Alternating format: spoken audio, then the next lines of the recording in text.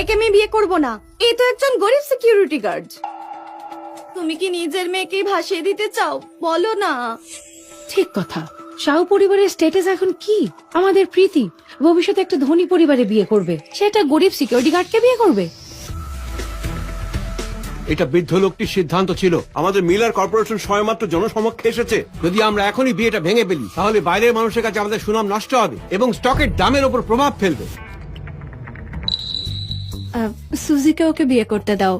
যদিও মিলার পরিবারের ও এক মেয়ে, কিন্তু ছোটবেলা থেকে গ্রামেই মানুষও। ছোটবেলা থেকেই তো বিয়ের জন্য ওকে ঠিক করে রাখা হয়েছিল। তোমাদের শহরের আপেলগুলো আমাদের গ্রামের মতো অত সুস্বাদু নয়। তাকে আমি বিয়ে করব। তবে আমার দুটো শর্ত আছে। কি শর্ত? দিদিমার জন্য 1 লক্ষ টাকা দিতে হবে। দ্বিতীয়, আমায় জিনিয়া হোটেলে কাজের ব্যবস্থা করে দিতে হবে। হোয়াট? তুমি বলছো জিনিয়া গ্রুপের অধীনে সবথেকে ধনী ওই 5 তলা হোটেল? তুমি ওখানে কি করবে? আমি জিনিয়ার প্রেসিডেন্টকে ঠিক খুঁজে বের করব। আমাদের গ্রাম কিছুতেই ধ্বংস করতে দেব না। আমি তো খুব বেশি লেখাপড়াও জানি না, তাহলে কি আমি না খেয়ে মরবো? ওকে, যতক্ষণ তুমি আর এই ওয়াটসন ফ্যামিলির সিকিউরিটি গার্ড বিয়ের সার্টিফিকেট নিয়ে আসছো তখনই তোমার হোটেলে কাজের ব্যবস্থা করে দেবো। ঠিক আছে। কোথায় কে জানি, বিয়েতে দেরি হয়ে যাচ্ছে তো।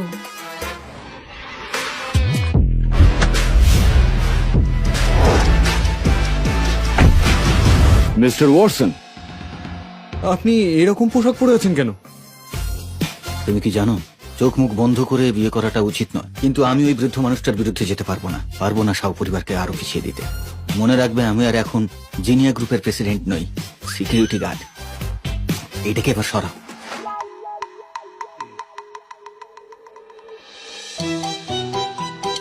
তুমি ড্যানি?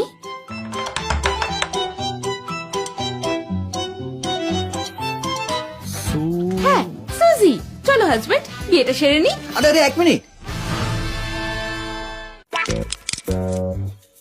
এই শহরের লোকজন এত স্লো না, বিয়েতে দেরি হয়ে যাবে তো। আরে একটু দাঁড়াও। তুমি কি মিলার ফ্যামিলির? ঠিক বলেছ। আমি হলাম সুমিতা, তোমার ভাইফ। ঠিক আছে, আর বাজে কথা নয়। তুমি কি দেখতে পাচ্ছ না আমি কি পরে আছি? তুমি লোকজনকে এত ছোট করো কেন? আমি নিজেও তো গ্রাম থেকেই এসেছি। এই তো সিকিউরিটি গার্ড। আরে আমি পড়তে জানি। তোমার কোনো আপত্তি নেই? আরে আপত্তি আবার কিসের? আমাদের গ্রামে তো সবাই প্রায় এইরকমই। তোমার ক্ষেত্রে তুমি একটু বেশি দুর্বল দেখতে, মোটামুটি। বাকি সবকিছু ঠিক আছে। তুমি কি আমার চেহারা নিয়ে অভিযোগ করছো? হ্যাঁ, ঠিক আছে। আমি তোমাকে বলে দিই, বিয়েটা কোনো ছেলে খেলা নয়। আজ একবার তুমি এই দরজা দিয়ে পা রাখলে তারপর... বাজে না বকে ভিতরে এসো। আরে তোমার গায়ে এত শক্তি কি করে এলো? তোমাদের এই শহুরে গ্রামীণ জুটি খারাপ লাগছে না? আরবান কনস্ট্রাকশন তোমাদের উপর নির্ভর করছে। Thank you.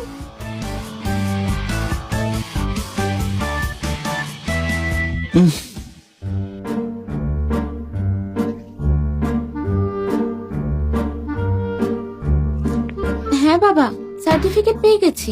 টাকাটা হ্যাঁ, আমি কাল থেকেই জয়েন করব। মাত্র 10,000 টাকার জন্য আমাকে বিয়ে করেছে। এও তাহলে টাকার পেছনে দৌড়চ্ছে। যদি আমাকে দাদু না দিব্যি দিতেন তাহলে এই গ্রামের মেয়েটাকে আমি কখনোই বিয়ে করতাম না। বলছি, আমরা কোথায় থাকবো? তুমি কি এখনো আমার সাথেই থাকতে চাও? একদম। আমাদের গ্রামে তো বিয়ের পর সবাই একসঙ্গেই থাকে। এ তো একই ঘরে থাকতে চাইছে, কিন্তু আমাকে তো আমার পরিচয় গোপন রাখতে হবে। একটু অপেক্ষা করো।